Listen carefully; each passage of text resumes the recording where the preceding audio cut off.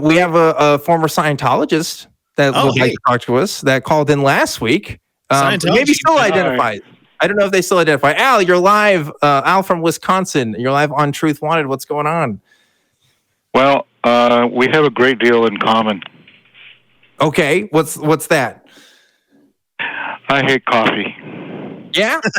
Now, is that because Scientology told you not to drink coffee, or is that just a personal preference? It's a birth defect. Oh, no. Birth defect. I'm so sorry. Never liked it. Oh, okay. I worked at places where people try and force me to drink coffee just because it's a thing to do. Yeah, I take a sip and so revolting. Yeah, I don't. Well, anyway, I don't know.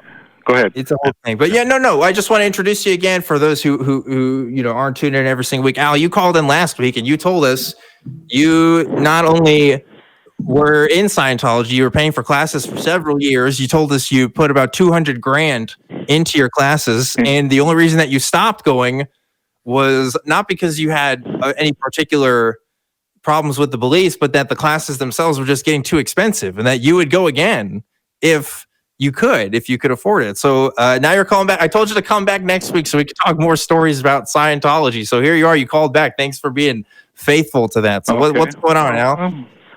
I'm glad to be here, but you made a few mistakes in your little presentation of me. Okay. Well, feel free to correct the record. Yeah, because we want the truth. At the time, I did quit because it was getting too costly. However, I also wouldn't go back because I don't need them anymore. Okay, but my point, I guess, was that it wasn't that you disagreed with anything you learned. It was just you don't even feel like you need them anymore. Like you've advanced because you got the information from the class. Yeah. So if you don't mind me asking, what OT level did you reach? Do you know those levels? Tell me what you know. I know that when you get to the Ring of Fire area of it, and you have to go on the free winds to get the debriefing on OT, I think 8 is the one that I'm thinking of. Anything beyond a certain level, I know you have to get it on the ship. So, okay, well, if you know the Ring of Fire, you're knowledgeable about information that is not supposed to be distributed. Oh no! Anonymous did their job and let me know all this stuff. Yeah, it's there's been a lot of stuff that's leaked about. I used to read over the years. So I used to read Operation Clambake all the time on Xenu.net and all this other stuff. So I know quite a bit about Scientology, unfortunately. Okay, well, I'll tell you what I did. I'm a Dianetic auditor, a solo Dianetic auditor. I've had my grades. I've had my levels. I'm an OT7 old style. I'm an OT7 new style, and I've had my L's. Okay. Yeah. So, okay. now, if you know what that means. Yeah, OT stands for operating thetan to the people that are wondering. Yeah, and so basically I don't want to say anything wrong, so I'll try to give my explanation here, Alan. I guess you can correct it, but my understanding is that the thetan is kind of this thing that's within people. It's kind of like a soul, but not really. But it's also a way for people to kind of control themselves and control what they do in the world. But it's also been in previous lives as well. It's kind of immortal almost. I don't know if it's like infinite necessarily, but it's a thing that's within people, and it kind of makes us, right? And that the clearer you become in Scientology, once you're auditing yourself and stuff, the more you kind of have control, and you're not as reactive to things around you. You're kind of more in control of your surroundings. Does that sound right according to what you understand? Well, you're kind of close, I guess. For me, the word soul basically explains it. Okay. So there's just something in you that exists. And I'll say this: if you believe in reincarnation, then you believe you never die. I mean, you would still die, like the body still dies, though. I mean, that's kind of dying, isn't it? I mean, I guess like if your soul is gone. Not to a person that believes they just go on. It's just but it would still hurt, though, wouldn't it? I mean, I think that's kind of semantics at that point. But I get what you're saying. Like that's because last week, for context, again, we were talking about reincarnation. That's what we spent a lot of our time. Yeah, we spent most. Yeah. All right, like I want to move past that today because, like, man, we don't talk to people who are in Scientology that much on here. In fact, we never really have. So, like, I'm very curious because, like, you spent a lot of time and money into this. You obviously got something out of it because you said that you don't even need the classes anymore. So, like, as obviously we're skeptical of this, right? Like, everything I know about Scientology does not really give me any confidence in the validity of any of its claims. I'm not really convinced that it's good for humanity. I would be scared to entirely say what I would think, because I think if anybody's going to go after us as an organization with the ACA, it's going to be the Scientologists, right? Because, like, they have there's a history of litigiousness. You don't want to screw with Scientology. Yeah. So, I mean, what's going on? What do we do with that? Don't buy their products, I guess. Okay, okay, what, you're obviously convinced of this. Good point. Right? So, like, what makes you convinced? Why aren't we convinced, and why are you convinced? What's the difference there? Well, let me give you a little history of what I went through when I got into it and before it. Okay, it's going to sound kind of stupid. When I was 11 years old, I read a book about special relativity, and that's captured my whole life. Okay. When I was 12, I got a Playboy magazine, and I opened it, and there was an article in there, and I saw the words atheist. At that moment, that's what I knew I was. Since then, I've been a hardcore atheist. I think I'm more of an atheist than you are, but that's another story. It's I don't not, even know what that power means. levels, man. Yeah, I don't even know what that means, but okay. It's a lack of belief in something. You can't do it harder than somebody else. That's what I'm trying to get at there. So you guys say that we don't believe because we don't have a demonstration. So since you're not sure whether it's true or false, God that is, but since you see no demonstration of it, you're an atheist.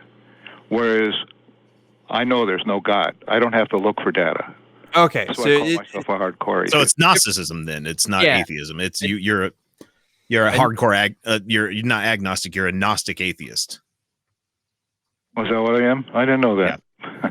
Yeah. means you acknowledge that there's no God, but you still don't believe. But you do believe in Thetans. And presumably, like, no? You don't believe in Thetans? Oh, Thetans. I thought you said Satan. No, that's me. Yeah. Like, you do believe in some spirituality, I guess. There is something beyond the physical, right? Yes, I do. Yeah. Okay. So I'll kind of put it this way: if you don't know God and you're a theist, let's say I can't remember how that goes. If you don't know what God is and you believe in God, you're a theist. If you know what God is, you're an atheist. Wait. I don't even want to explore this right now because Al, you went to Scientology. Like, we need to talk about this because that is important to me right now. Like, this is like blowing my mind. I don't even want to get into the semantic. So was it Dianetics that got you into it? Was it going to a center that got you into it? Was it someone doing auditing on you? Was it the story? tech? You start telling a story about special relativity and stuff. But yeah, like what? How did this happen? Okay. How did you get into it all? Well, yeah. Be quiet and I'll tell you. I was a Buddhist. Kind of rude. Okay. Somehow I got into Buddhism, and that has a great deal to do with reincarnation. And I was very fascinated with that. And when I encountered Scientology, basically they have a technology to help you realize what reincarnation is. And that is what attracted me. Totally. I wanted to know what happened before. And you have to go through a bunch of gobbledygook with Scientology before you get a chance to go into one of these so-called sessions. Are you with me? I'm listening. Okay, so I went through taking classes in this, studying life repair, and the grades. You got to pay a lot of money to do that. I was doing that just so I could get a session of reincarnation. And the day came, and I went over to somebody's house that was a very high-level person in Scientology. I had this session, which was about an hour long, and I'll tell you, man, it ripped my head off. I could not believe what I experienced. I would So- pay anything to have that experience. In this experience, were you hooked up to an e-meter and then somebody was asking you questions? What was going on? Okay, you're right, but you're having a kind of a bad slant to it. Okay. It's just a voltage meter is all it is. It's basically a lie detector. Are you aware of that? Yeah, well, I know that the e-meters are like this big deal because it's this, patented technology within Scientology, and they've tried to, keep people from knowing too much about it for a long time. But as far as I know, they're kind of just don't really work as advertised, let's say. Right? Al, you there? Uh-oh. Oh man, we got the call dropped in Colin's studio here. Man, this sucks. Come on, I want to know more about Scientology and what's going on there. This is our first time talking to somebody who has been in Scientology, and I don't understand because this happened last week where we were talking about just other stuff, just way other things. Like, no, man, this is like way more weird to me. Like, I want to know more about this, but it sounds to me that it was a fear of, or not even fear of death, but wanting to know what came before. So it sounds a lot like this experience with him in religion was very ego driven. Well, because he wants to know what he experienced before he lived in this current shell or whatever it is they have there. So I don't know. I find it unpalatable. So it's interesting. I don't know what I don't know what drives somebody to be so interested in reincarnation that they think that Scientology has the answers there. That seems kind of a weird path to me, especially if you're starting off with kind of a Buddhist slant. I feel like, I don't know, the truths you would learn from Buddhism would probably be far superior than whatever you would learn in Scientology. Like, at least there's I don't know, some good life lessons there, like, obviously I don't agree with the whole system, but like, at least like it's more palatable, like, but Buddhism is supposed to be a way of teaching yourself selflessness, to remove the ego is what it is supposed to be, not to dig deep and find out if you were Joan of Arc in a previous life instead of a peasant. It's just, I don't know, but it looks like I think we got Al back on the line again, so we're going to try to talk to him. Here, right. I'm going to put him back on. Al, can you hear us? I can hear you. Okay, great. Now we're back. So let me continue. Thank you, crew. Go ahead. You're talking about the e-meter. I think it's greatly overrated. If you take the classes in it, it's only slightly helpful in these sessions. It's not the big deal that it just measures your skin voltage. That's it. It's a lie detector. That's my understanding of it too. So if you know that this is like not super great, not super amazing, what was it about the session that gave you this huge revelation? I went to my first past life in this session. And I can't tell you how just incredibly amazing it is to go and see something you've done before. Now, when I went through this... Yeah, go ahead. No, I just like, because I want to explain the process here for people so they understand what's happening. You were sitting in a room with an e-meter and somebody was asking you questions and you were experiencing your past life. Like what was going on? What was happening? Okay, I'll describe it in sort of detail. It's in her basement. I'm sitting at a card table. This middle-aged lady is sitting across from me. She's supposed to be one of the best on the planet. And I'm holding these two tin cans, which are connected to this voltage meter, essentially. And we had established a keyword called loneliness, okay? And she just said, find a time when you felt lonely. And the first thing I thought, I was laying in my house where I grew up, waiting for my parents to come home. And you go over this session again and again and again. And then the question is asked, okay, locate another time you felt lonely. It's locate an earlier time you felt lonely. And I went and remembered something, I don't know what it was now, and we go over that and over that for a while. And then she said, okay, remember an earlier time you were lonely. And she said, when was it? And I said, about 500 years ago or something. I can't remember what it was now. And she said, what do you see? And I saw myself on the tail end of a boat, a big boat, sailboat going through the ocean. I had been, now this is kind of personal, okay? I remember that I was in a tavern in England, and somebody drugged me, and I woke up on this ship. And I was forced into slave labor on this ship. That's it. Okay. So how do you know that this was a memory from 500 years ago and not something that your brain came up with at the moment? I don't. Okay, so it's just down to belief then. Yeah.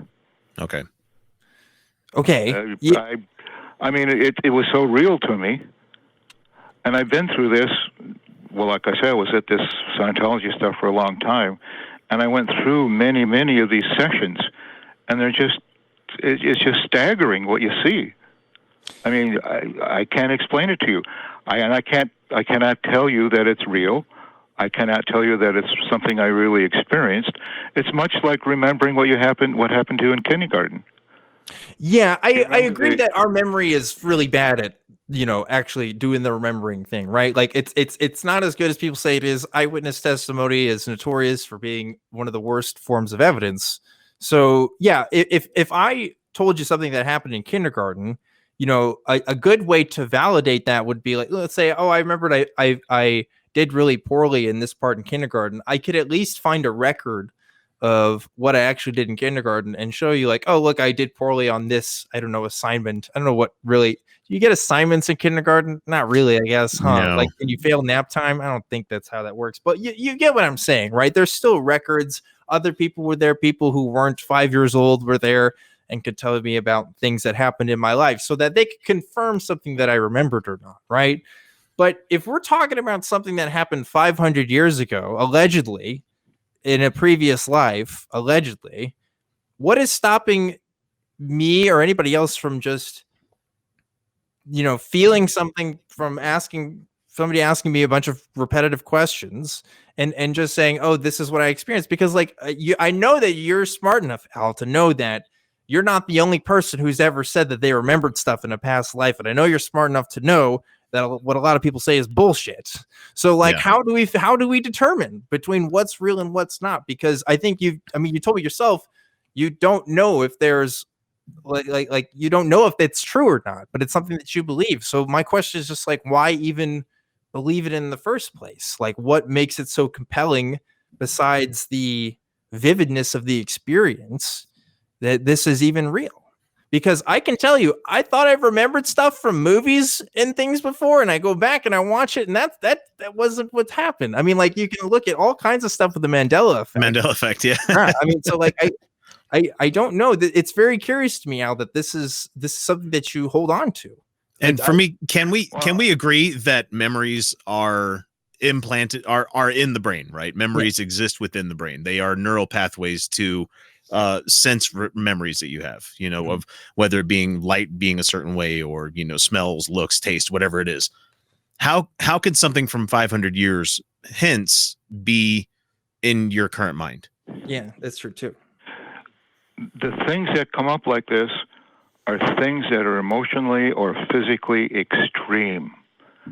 But where did they come from, though? I mean, is it a soul, or is it your thetan? I mean, what are we talking about? That is the format of the memory. Where does it come from? Because if you're talking about putting an M2 drive in a computer, yeah, you could put it into a new computer, but it involves actually being physical, and that's how we exist. We're sentient meat computers, and so we have to have storage in order for this stuff to exist. What, in your opinion, what is the storage medium that hops from body to body? Can't tell you. I don't know. Okay. So yeah. Okay. So I got nothing else, because I don't know how you can explain. Well, I just want to go back to my question true, real quick. Yeah. Because I just want to know why believe this to be true. Because I was there. But again, we have kids that were ran through the satanic panic stuff, right, where exactly. there were memories that they brought up that had nothing to do with their actual reality. Right. Hundreds of children during the satanic panic were asked by counselors and other individuals about memories that they never had because of suggestive question asking.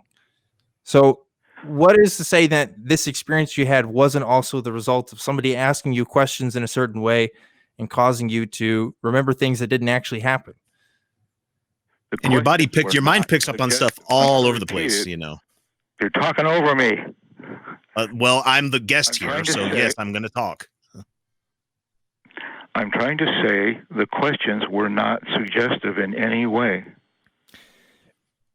Look, I've seen how these auditing sessions work, right? So it's like I know what they ask. Apparently.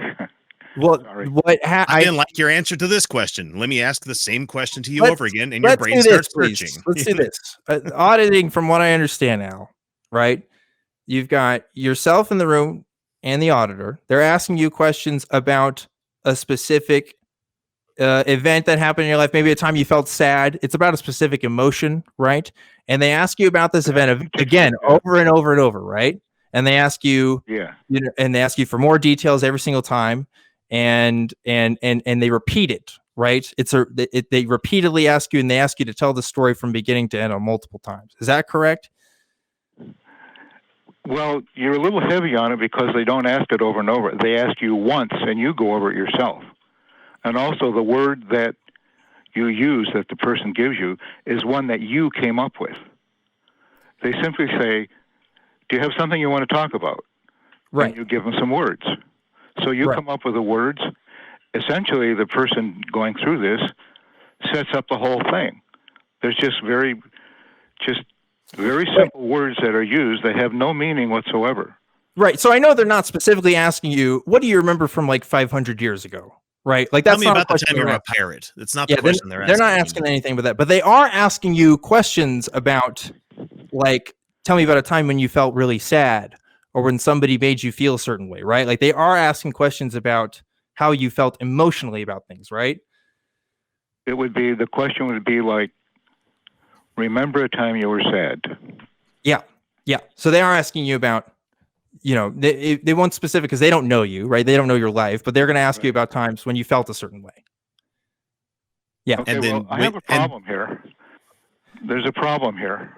Okay, what's your problem, Al? Because my problem here, what I'm hearing so far, is if they're asking you questions about how you feel about something or about a time when you felt a certain way, that's already a charged question in itself.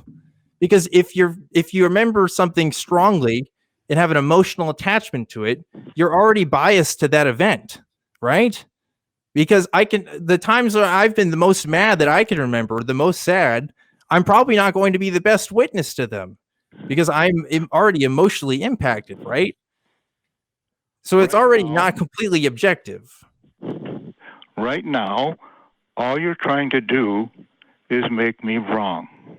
No, we're I'm not trying to make you wrong, Alan. I'm trying to figure out how you or anybody can know an event that happened 500 years ago, because that doesn't make sense to me. But what does make sense, Al, is if somebody is asking us questions a particular way, it makes us form our memories, you know, to reconstruct ourselves. That makes more sense to me. This conversation has become pointless. Okay, goodbye. Have a good one. Bye. If it's pointless, then why are you here?